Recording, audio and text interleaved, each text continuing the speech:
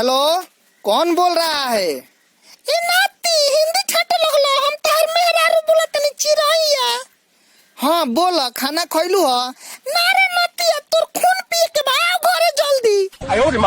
ए भाई बसंत के कर नाम है? हमारे नाम है। बहुत दिन से बिजली बिल नहीं का भरले, आज ऊपर से आदेश आइल बा तार लाइन काटे के। ठीक बा, चढ़ा चढ़ा चढ़ा चढ़ा चढ़ा चढ़ा चढ़ा। अब उतारा उतारा उतारा हो, लाइन काटा काटा, लाइन सारे काटा, उतारा ढुकल बा तो निकाला, उतार उतार उतार।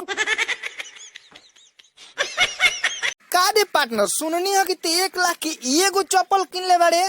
हाँ तोरा का बुझाता कि नहीं बानी? तो का फायदा बा इतना महंगा चप्पल किनला के जब तोरे एगो गोड़ खालिए रही। नो नो नो। हम जादू जाना तानी, 1 2 3 बोले नु तो तोर पैटवा खुल जाई। ना भाई नत बोला, नत बोला। कहो तो बोली। ना रे भाई नत बोल। अरे नत बोला रे, अंदर कुछ नहीं की पहन ले।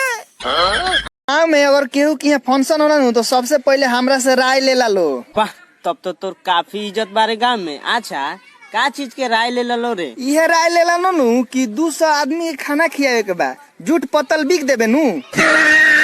हम एगो बात बोली? बोल। एगो बात। ठीक बा, एगो बात बोल। एगो बात। हाँ बोल एगो बात। एगो बात। थोड़ सरवा एक एगो बात दो रहा होता। रे पार्टनर एगो सवाल पूछी। हाँ। अच्छा, गांव के प्यार और शहर के प्यार में अंतर बताइए। गांव के प्यार भइल त चावड़ा में मिलबो, आ शहर के प्यार भइल त रेस्टोरेंट में।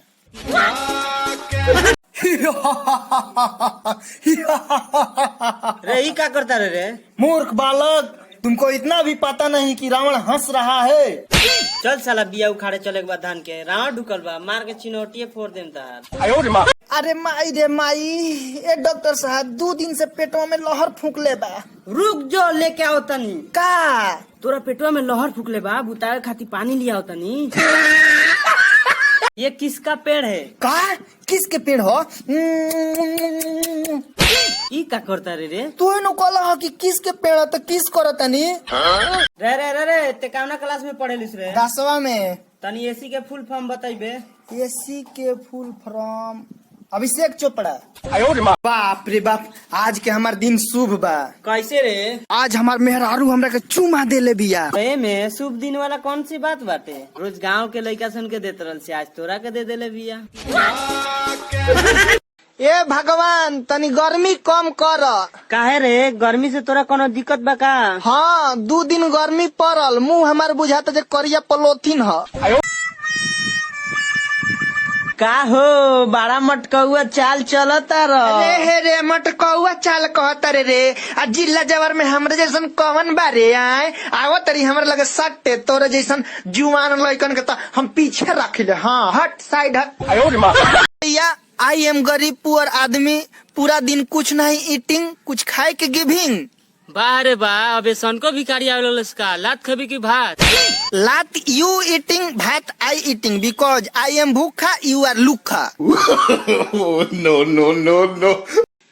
8101। एयरटेल हेलो ट्यून पाने के लिए स्टार और 9 दबाएं और विंक म्यूजिक ऐप इंस्टॉल करें। हेलो। हाँ जी हेलो सर, हमार बात एक्सिस बैंक के मैनेजर जी से होता का? हाँ जी सर, हम एक्सिस बैंक से बोल रहे हैं, बोलिए क्या बात है? अरे सर जी तनी हमरा लोन चाहिए, लोन। जी लोन मिल जाएगा, कितना चाहिए? 5 लाख, 5 लाख चाहिए, 5 लाख। 5 लाख क्या कीजिएगा? साइकिल किने का बा।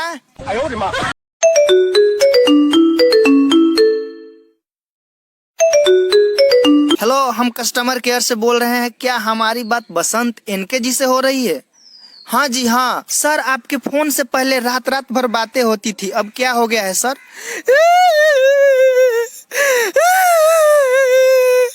क्या हुआ सर, क्या हुआ, क्यों रो रहे हैं?